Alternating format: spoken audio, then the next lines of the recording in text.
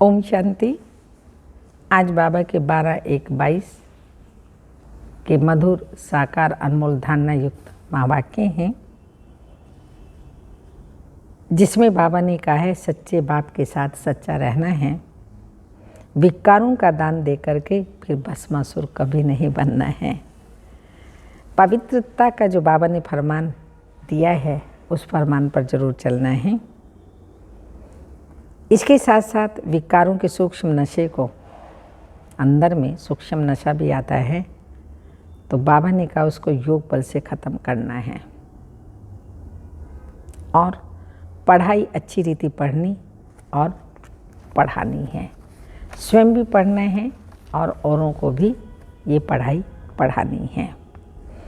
फिर बाबा ने बहुत ही कई गुह्य बातें बताई है कि कैसे बच्चों में माया आती है, ज्ञान सुनते हैं, धारण करते हैं, पर ऐसी माया है जो कभी कभी मूर्छित कर देती है। तो सुनते हैं बाबा के शब्दों में, मीठे बच्चे, बाप से पूरा वर्षा लेने के लिए विकारों का दान जरूर देना है, देही अभिमानी बनना है। मम्मा बाबा कहते हो तो लायक बनो, मम्मा बाबा जैसे लायक बनो अगर उनको मम्मा बाबा कहते हैं। क्वेश्चन है, आस्तिक बने हुए बच्चे भी किस एक बात के कारण नास्तिक बन जाते हैं? आंसर है देही अभिमान के कारण, जो कहते हैं हम तो सब कुछ जानते हैं, पुरानी चाल छोड़ते ही नहीं, ज्ञान की गोली लगने के बाद फिर माया की गोली खाते रहते हैं। मैं आत्मा हूँ, देही अभिमानी बनना है। इस बात को भूलने से आस्तिक बने हुए भी नास्तिक बन जाते हैं, ईश्वरीय गोद से मर जाते हैं। गीत आज नहीं तो कल बिखरेंगे ये बादल, और रात के भूले हुए मुसाफिर सुबह हुई अब घर चल। ओम शांति। वह भी घड़ी है, ये बेहद की घड़ी है, उसमें भी क्वार्टर, हाफ और फुल दिखाया है। इसमें भी ऐसे हैं, 4 हिस्से हैं, 15-15 मिनट मिले हुए हैं। 1250 वर्ष का हर युग है। वैसे यह फिर 1 से शुरू करेंगे। इसमें आधा कल्प है दिन, आधा कल्प है रात। यहाँ भी ब्रह्मा का दिन, आधा कल्प तो ब्रह्मा की रात, आधा कल्प, आधा कल्प है रात। जैसे नक्शे में देखा, नॉर्थ पोल में 6 मास रात होती है, तो जरूर साउथ पोल में 6 मास दिन होगा। यहाँ भी ब्रह्मा का दिन आधा कल्प, तो ब्रह्मा की रात आधा कल्प। दुनिया वाले यह नहीं जानते कि ये ड्रामा का चक्र है, जिसको कल्प वृक्ष भी कहा जाता है। चक्र भी है और सृष्टि रूपी झाड़ भी है, कल्प वृक्ष कहा जाता है। इनकी आयु कितनी है? नाम ही है कल्प वृक्ष। इतनी आयु वाला बड़ा वृक्ष तो कोई होता ही नहीं, इसलिए इनकी भेंट बेनेंट्री से की जाती है। जो कलकत्ता में है उनका भी फाउंडेशन सड़ गया, बाकी झाड़ खड़ा है, इसलिए गाया भी जाता है। एक टांग टूट गई, बाकी 3 पैर खड़े हैं। दुनिया में यह कोई नहीं जानते, आधा कल्प दिन और आधा कल्प रात, अथवा आधा कल्प ज्ञान और आधा कल्प भक्ति। वो आधा आधा नहीं कर सकते। सत्य को बहुत टाइम दे दिया है तो आधा आधा नहीं हो सकता, कोई हिसाब ही नहीं रहता। मनुष्य आस्तिक और नास्तिक अक्षर का भी अर्थ नहीं समझते। आधा कल्प सृष्टि आस्तिक रहती है, सत्युग और त्रेता। आधा कल्प नास्तिक रहती है, द्वापर और कलयुग। वह आस्तिक पने का वर्षा बाप से मिलता है, कोई भी नहीं जानते। तो शिवरात्रि कब होती है? टाइम तो होना चाहिए ना। जबकि बाप आकर रात को दिन बनावे, बाबा को ही आकर भक्ति का फल दे, भक्ति से छुड़ाना है। परम पिता परमात्मा को आना भी जरूर है। पुकारते हैं पतित पावन आओ। पतित पावन कौन है ये नहीं जानते, इसलिए उनको नास्तिक कहा जाता है। जानने वालों में भी नंबरवार पुरुषार्थ अनुसार है। दुनिया वाले नॉन बीके तो जानते ही नहीं हैं, जिन्होंने जान लिया उसमें भी बाबा ने कहा नंबरवार हैं। यहाँ रहने वाले भी बाबा के घर में रहते, जो यहाँ रहने वाले भी एक्यूरेट न जानने के कारण आश्चर्यवत सुनंती कथनती भागंती हो जाते हैं। बाबा का पहला फरमान है कौन सा? पहले बाबा फरमान करता है पवित्रता का। बहुत सेंटर्स हैं जहाँ विकारी मनुष्य भी अमृत पीने जाते हैं, धारणा कुछ भी नहीं कर सकते, विकारों को भी नहीं छोड़ते। जो अमृत छोड़ विष पीते हैं, बहुत कड़ा नाम बाबा ने दिया है, अमृत छोड़ विष पीते हैं, उनको भस्मासुर कहा जाता है। काम चिता पर चढ़ भस्म हो जाते हैं, देवता बनते ही नहीं। तो पहले विकारों का दान देना चाहिए। दान दें तब बाबा मम्मा कहने के लायक हों। अगर विकारों का दान नहीं दिया तो बाबा कहते बाबा मम्मा कहने के भी लायक नहीं हैं। क्रोध भी कम नहीं, क्रोध में आकर पहले गाली देते हैं, फिर मारना भी शुरू कर देते हैं। इतना क्रोध आता है, एक दो का खून भी कर देते हैं, बाद में पश्चाताप करते हैं, करते रहें, जो कार्य होना था तो हो गया, नुकसान हो गया। तो बाबा ने कहा इतना क्रोध आता है जो एक दो का खून भी कर देते हैं। अखबारों में ऐसे समाचार बहुत छपते हैं। बाबा से वर्षा लेना है तो इन विकारों से जिनसे दुर्गति हुई है उसका दान जरूर देना पड़े। बाबा कहते हैं बच्चे तुमको अशरीरी बन चलना है, देही अभिमानी बन के, आत्म अभिमानी बन के चलना है ना, तो यह देह भान छोड़ो, पहले से ही छोड़ें। कितना समय तुम देह अभिमानी रहे हो। सत्युग में तुम आत्म अभिमानी थे, तुम समझते थे हम आत्मा, सत्युग में ऐसा समझते थे कि मैं आत्मा एक शरीर छोड़ दूसरा लेता हूँ, महामाया होती नहीं, इसलिए दुख की बात ही नहीं रहती। यहाँ तो बड़ा आदमी बीमार पड़े तो अखबारों में पड़ जाता है, कितना उनको बचाने की कोशिश करते हैं। देखो इस समय पोप का कितना मान है, परंतु इस समय सब हैं नास्तिक। बाप को नहीं जानते, रचयिता और रचना को नहीं जानते, इसलिए नास्तिक हैं। गॉड फादर को जानते ही नहीं तो नास्तिक ठहरे ना। कोई बाप को 5-7 बच्चे हों, बच्चे कहेंगे क्या कि यह बाप हमारा सर्वव्यापी है। यह बाप भी कहते मैं तो रचयिता हूँ, ये मेरी रचना है। रचना में रचयिता व्यापक हो कैसे सकेगा। कितनी सहज बात है, फिर भी समझते नहीं हैं। इसलिए बाप समझाते रहते हैं पहले नास्तिक से आस्तिक बनाओ। जो कहें तो बरोबर परम पिता परमात्मा हमारा बाप है। पुकारते हैं भक्ति में तुम माता पिता हम बालक तेरे, तो कौन है वो? वही निराकार परम पिता परमात्मा जो आते हैं, हमारा बाप है, उनसे वर्षा लेना है। कन्यादान में जो पैसे देते हैं उनको भी वर्षा कहेंगे। सुख का वर्षा कौन देते हैं, दुख का वर्षा कौन देते हैं, यह भी नहीं जानते। भारतवासी स्वर्ग को ही भूल गए हैं, नाम भी लेते हैं, कहते हैं फलाना स्वर्ग गया, परंतु समझते नहीं। बाप कहते हैं बिल्कुल ही तुच्छ बुद्धि हैं। गाते हैं पतित पावन आओ, परंतु अपने को पतित समझते थोड़ी हैं। बाप कहते हैं पहले अलफ पर समझाओ, परमपिता परमात्मा से तुम्हारा क्या संबंध है। जब कहें हम नहीं जानते तो बोलो बाप को नहीं जानते हो, वो तुम्हारा बाप है, उसको नहीं जानते हो। लौकिक बाप तो शरीर का रचयिता हुआ, परम पिता परमात्मा तो आत्माओं का बाप है। तो क्या तुम बाप को नहीं जानते हो?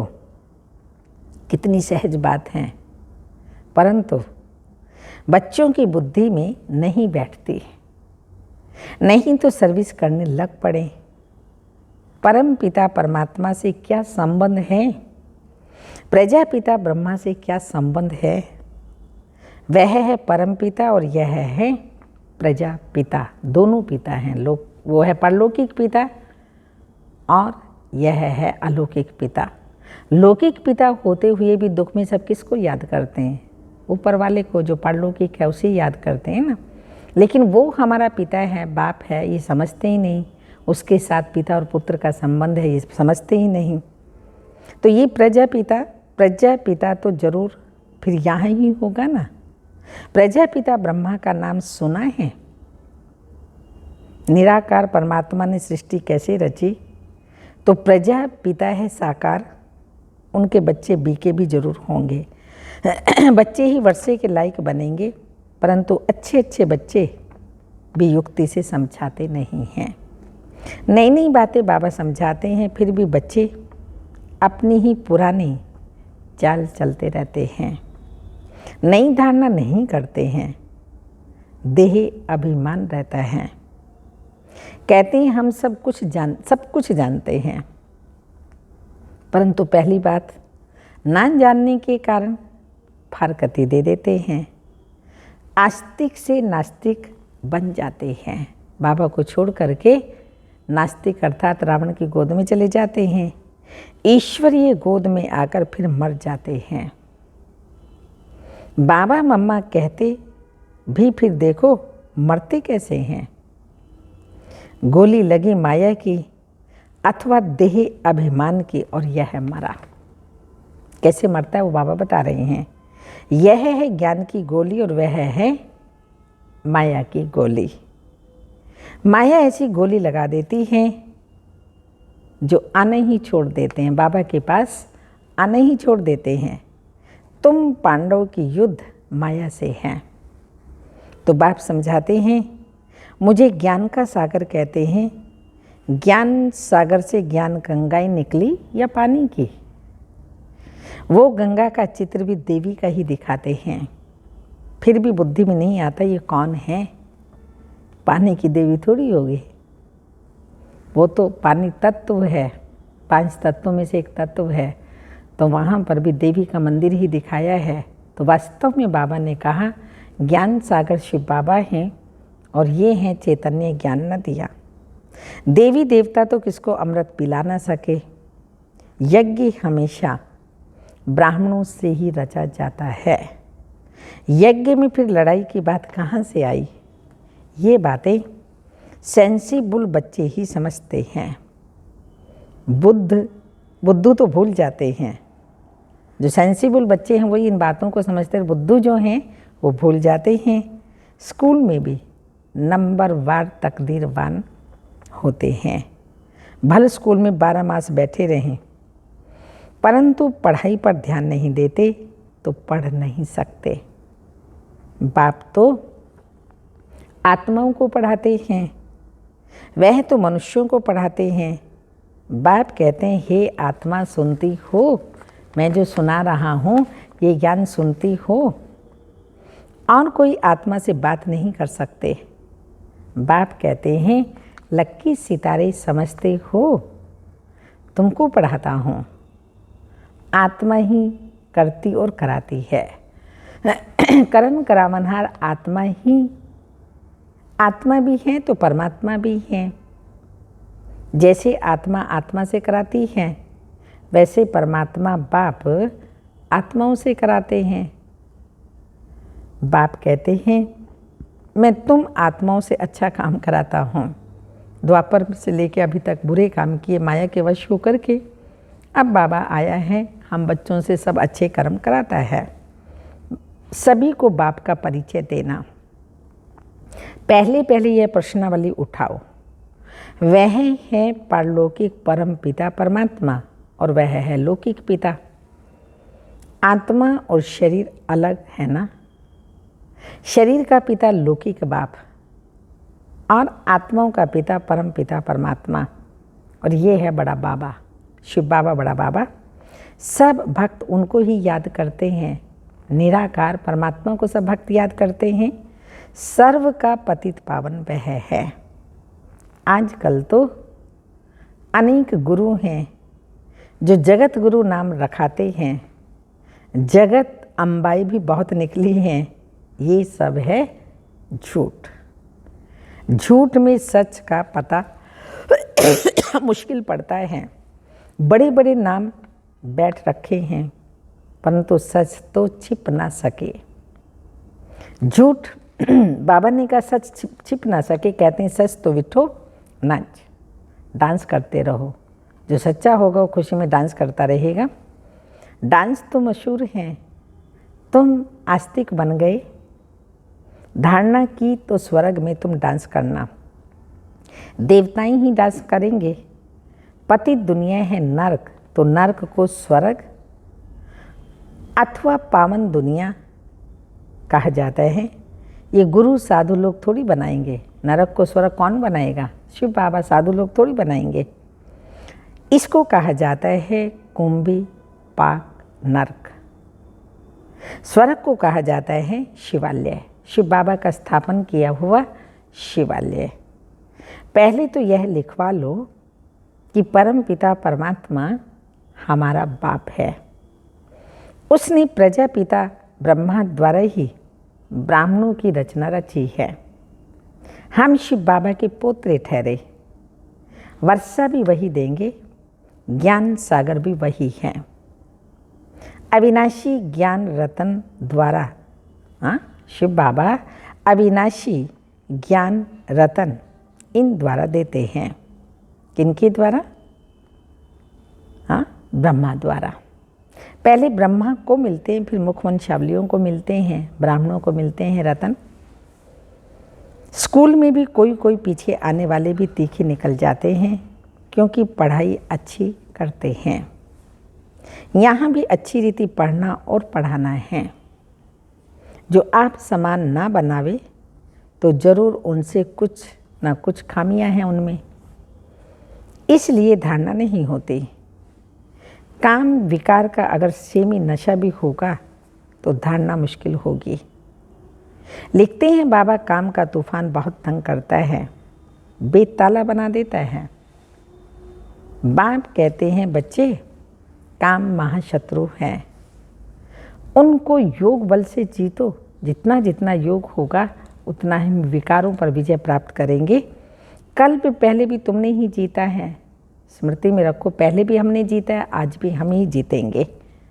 बाप की गद्दी पर बैठे हो, उनके पीछे रॉयल घराना भी है।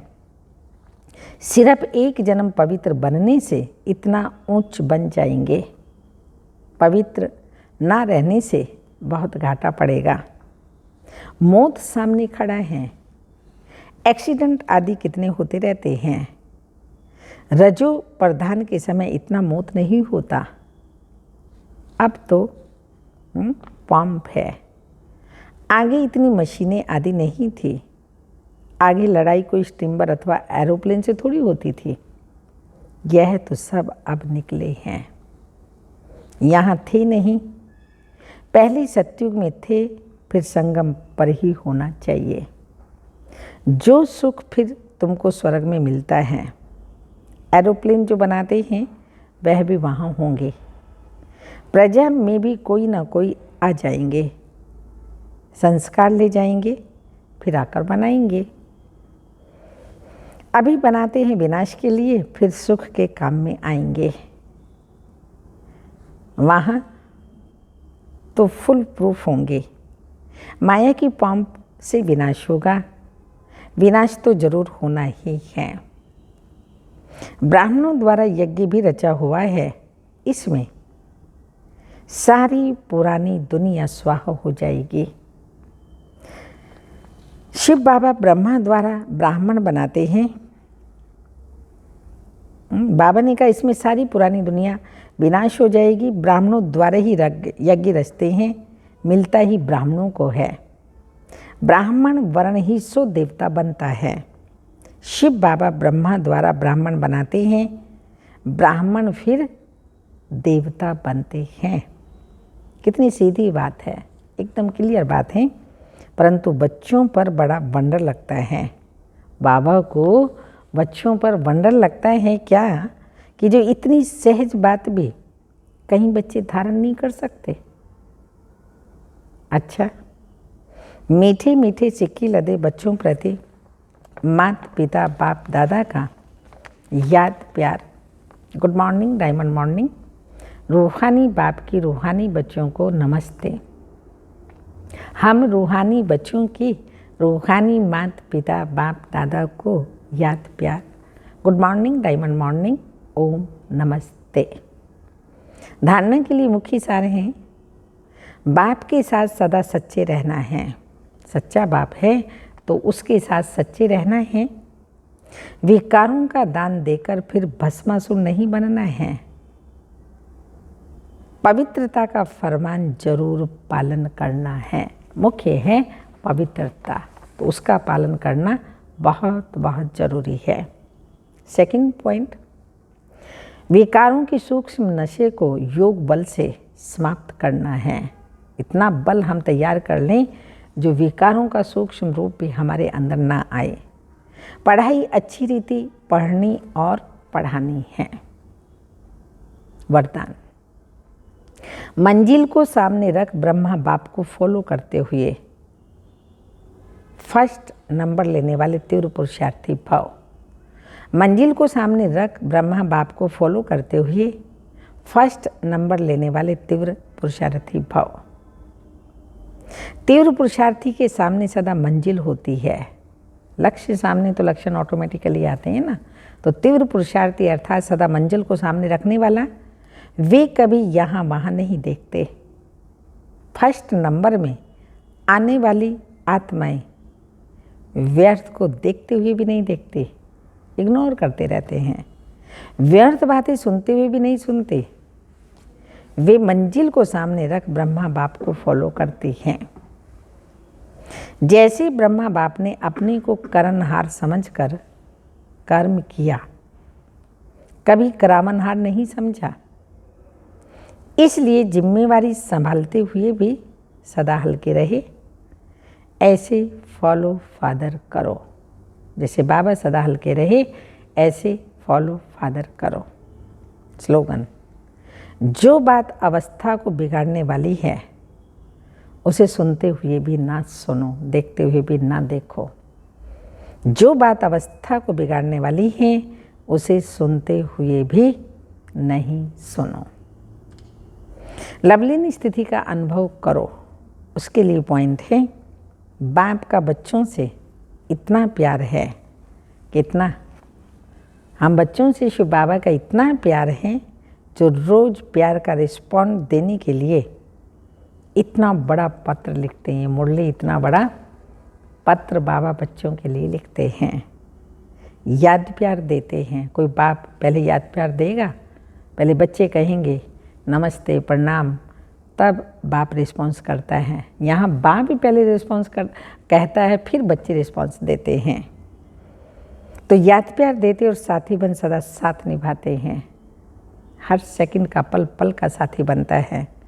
तो इस प्यार में क्या करें? इतना प्यार बाबा बच्चों से करता है, इस प्यार में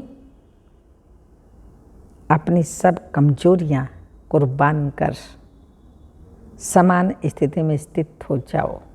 सब कमजोरियाँ कुर्बान कर कुर्बान स्थिति में स्थित हो जाओ। वो गीत है ना, कुर्बानी कुर्बानी अल्लाह को प्यारी है कुर्बानी। मगर कौन सी कुर्बानी?